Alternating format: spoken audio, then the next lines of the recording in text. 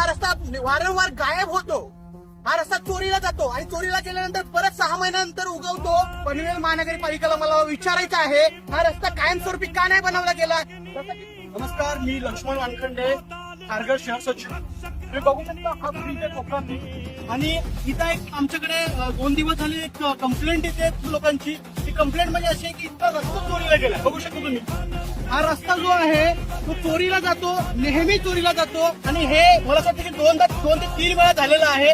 हा टेम्पररी रस्ता बनवला जातो आणि जे लोकांचे पैसे आहेत, जे टॅक्सचे पैसे आहेत ते उधळण्यासाठी हा बनवला जातो असं काय हा प्रश्न आहे. बिकॉज हा जर लोकांसाठी ट्रॅफिक कमी करण्यासाठी जर बनवला गेला आहे तर परमनंट का नाही बनवला गेला आहे? की याच्यासाठी बनवला आहे का फक्त आणि फक्त टेंडर काढायचं, रस्ता बनवण्याचा, ब्रिज बनवण्याचं आणि ते पैसे खायचे, परत रस्ता बंद गायब करायचा आणि त्याच्यानंतर परत रस्ता बनवायचा?